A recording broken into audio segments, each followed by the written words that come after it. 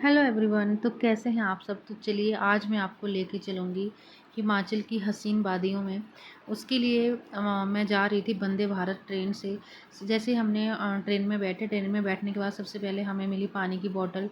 उसके बाद ट्रेन की स्पीड इतनी थी, ये लगभग 160 किलोमीटर पर आवर की स्पीड से ये ट्रेन चलती है और बाहर की कुछ भी वीडियो अच्छे से कैप्चर नहीं हो पा रही थी। थोड़ी देर के बाद हमें चाय मिली थी। उसके बाद कुछ ही देर के बाद हमें ब्रेकफास्ट मिला। ब्रेकफास्ट में मिला था पोहा, ब्रेड कटलेट, दही और छोटा सा केक। टाइम का कुछ पता ही नहीं चल रहा था। ब्रेकफास्ट करते करते हम चंडीगढ़ भी पहुंच गए थे और बच्चे भी फुल एंजॉय कर रहे थे क्योंकि चंडीगढ़ पहुंचते ही ट्रेन लगभग 70% खाली हो गई थी।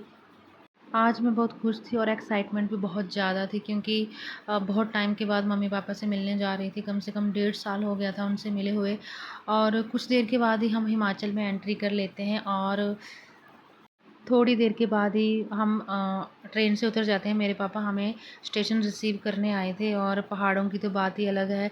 ठंडी ठंडी हवा और पहाड़ों की खुशबू ही अलग होती है अपने गांव की।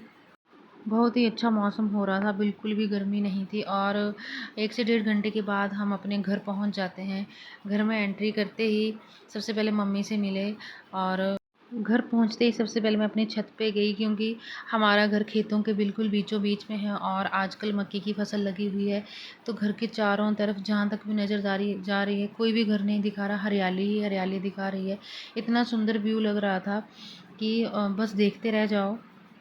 उसके बाद नीचे जाके लंच किया। लंच करने के बाद थोड़ी देर रेस्ट की। फिर शाम का टाइम होने लगा तो हम सब्ज़ी बनाने का सोचने लगे। तो पहाड़ों के लोग मोस्टली घर की सब्जियां और फ्रूट्स ही खाते हैं।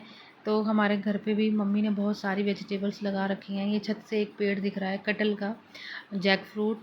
बहुत सारे कटहल तो अब तक तोड़ लिए हैं बट 1-2 पीसेस अभी भी दिख रहे हैं। घर की बैक साइड में हमारा बहुत बड़ा किचन गार्डन है।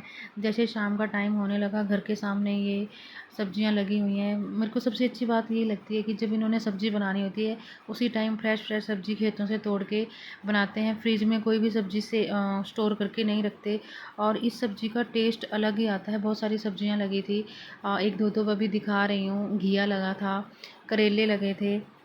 भाई ने सब्ज़ी तोड़ के मम्मी को दे दी और मम्मी तब तक बनाने गई सब्ज़ी और मैं अपनी बैक साइड अपने किचन गार्डन में गई जहाँ पे बहुत सारे फ्रूट्स लगे थे। सबसे पहले ये पपाया का पेड़, अभी बहुत छोटे छोटे पपाया लगे हैं। बिल्कुल छोटा सा पेड़ है और अभी उसके ऊपर 15 से 20 पीसेस लग गए थे। उसके बाद अमरूद का पेड़, अभी अमरूद बहुत छोटे थे। ये रेड कलर के अमरूद लगते हैं, बहुत ही टेस्टी होते हैं। पहाड़ों की तो बात ही अलग होती है, बिल्कुल सिंपल लाइफस्टाइल होता है और ये बिल्कुल प्योर और फ्रेश खाना खाते हैं। घर पे हमारे फ़िल्टर भी नहीं है, पानी भी पहाड़ों का ही पीते हैं। तभी तो गाँव के लोग इतने हेल्दी होते हैं। उसके बाद मैं वन बाय वन करके सारे पेड़ देख रही थी।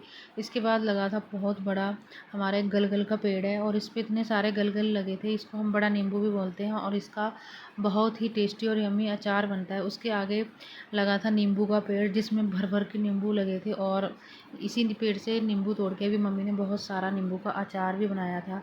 अरबी के पत्ते थे, बहुत सारी अरबी लगी थी, अनार के पेड़ थे। तो अगर आपको मेरी वीडियो अच्छी लगी हो तो please like share and subscribe. और कल मिलेंगे एक नई वीडियो के साथ, आपको कुछ नया दिखाऊंगी। तब तक के लिए